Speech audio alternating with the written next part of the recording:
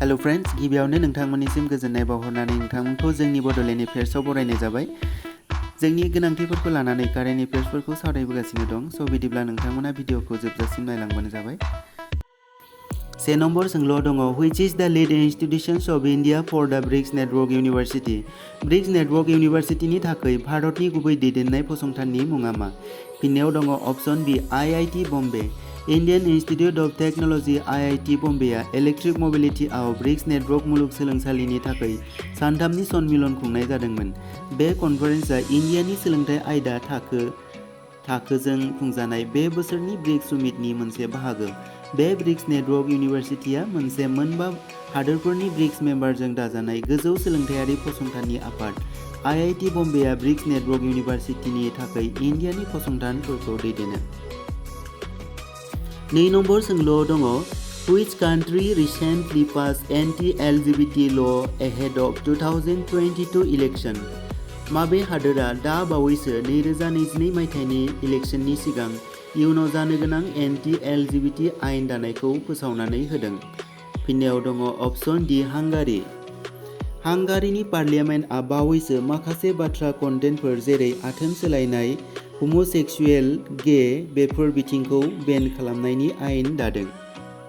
3 number सोंलुआव दङ which country recently announced the planned antiviral program for pandemics? माबे हादोरा बावैसो गासै हादरावनो जानाय बेरामनि थाखाय एन्टिभाइराल प्रग्राम हेंथायै जुजिनाय प्लानिंखौ फोसावदों? फिननायाव दङ अप्शन बी इउनाइटेड स्टेट्स। इउनाइटेड स्टेट्सआ दा बावैसो एन्टिभाइराल प्रग्राम फर पेन्डेमिक्सनि प्लानिंफोरखौ फोसावदों। US प्रेसिडेन्ट जय बाइडेनआ फोसावना होदों दि बुहुमनां जानाय बेराम एन्टिभाइराल पेन्डेमिक्स COVID-19 नि हेंथायै जुजिनाय ट्रिटमेन्ट्सफोरनि थाखाय 3.2 बिलियनसिम बारायना होगोन आरो बेखौ इयुननि रिस्कनि थाखायनो खालामनाय जागोन होनना बुंदों। बे फारिलाइआ माखासे मुलुगनि फसंथानफोरखौ सांग्रांथि खालामनायाव मदद होदों आरो सांग्रांथि खालामदों।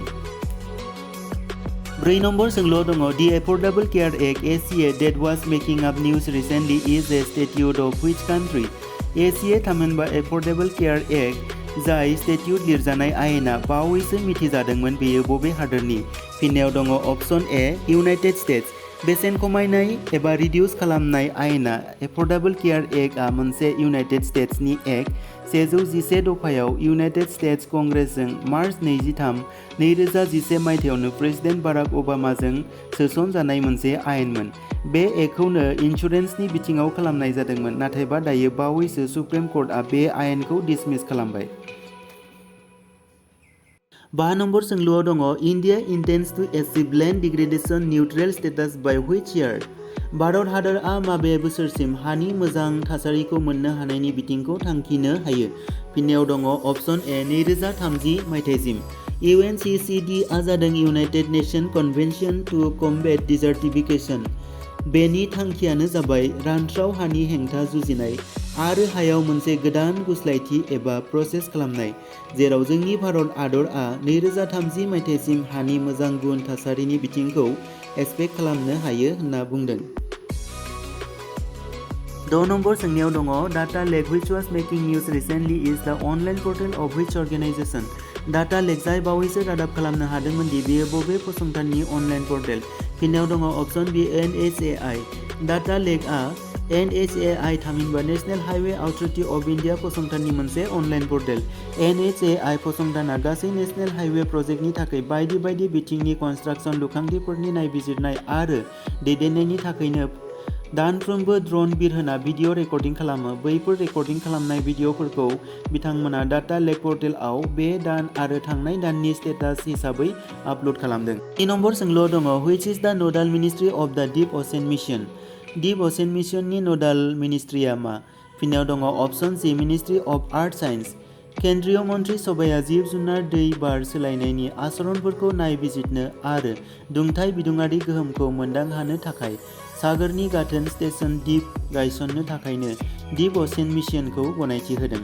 द मिनिस्ट्रि अफ आर्थ साइन्सआनो असेन डीप मिशननि नोडाल मिनिस्ट्रि खामानि, जायनि थांखिया उद्देश्यआ जाबाय गोथौ सागरनि सिङाव सागरनि टेक्न'लजिसफोरखौ डेभेलप खालामनाय एबा जौगाहोनाय।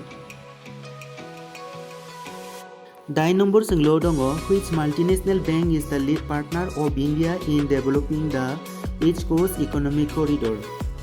माबे माल्टिनेशनेल बेंकआ इन्डियानि सानजा इस्ट कस्ट इकनमिक करिडर जौगानायनि गुबै दैदेनग्रा जानो हादों? फिननायाव दङ अपशन बि एडिबि बेंक, एशियान डेभेलपमेन्ट बेंक। एडिबि बेंक आरो सेन्ट्रेल गभर्नमेन्टआ मोनसे $483 मिलियन लननि सहि खालामदों। तामिलनाडुआव थानाय चेन्नाइ कन्याकुमारी इन्डास्ट्रियेल करिडरनि ट्रेन्सपर्ट थांलाय फैलाय बिथिंखौ फोसाबनायनि बिथोनखौ लानानैनो बे लननि सहि खालामनाय जादों होननानै मिथिनो मोननाय जादों।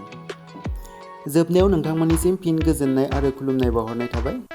उननि भिडिअखौ नायनो थाखाय नोंथांमोना जोंनि चेनेलखौ साबस्क्राइब खालामगोन आरो भिडिअखौ मोजां मोनोब्ला शेयार एन्ड लाइक खालामगोन होननानै फोथायनाय थाबाय। एसेनोसै, गोजोन्थों।